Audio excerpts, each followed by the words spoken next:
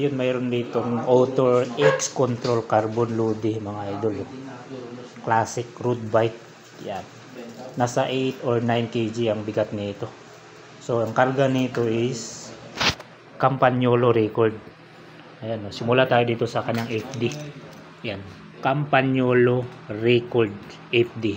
Yung crankset na 2x, yan, FSA, Cusemer, tapos yung pedals, XTR po ito. Tapos naka-Halotech na. So dito tayo sa kanyang RD. Campagnolo po yan. 10 speed. Record titanium. So 10 speed po ang setup nito kasi type na po. Carbon po ang pinaka-frame. Pero yung tinidor niya is alucarb. Alloy at saka carbon pinagsama. Ayan. So kung napapansin nyo, yung rims Reynolds, diba? Carbon loaded din po. Continental ang gulong. Yung gulong niya tubular. Ayan. Presta valve. So lahat ng kable andito po sa labas dumaan kasi nga classic siya. Ayan.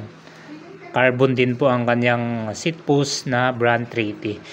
So sa kanyang saddle, San Marco. Ayan, racing, di ba? Napaka legit yan, no?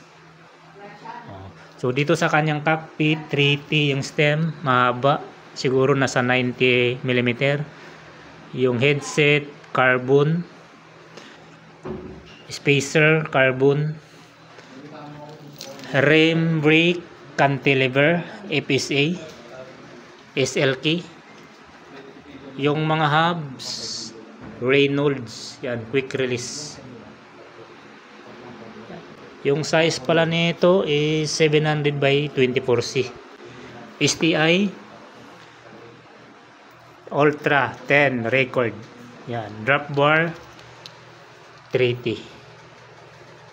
Yan, naka-ergo pa ang kanyang STI. Ayan, so siguro ang sukat nito nasa around 50. Ayan. Pwede dito sa mga 5'4", 5'5", 5'6".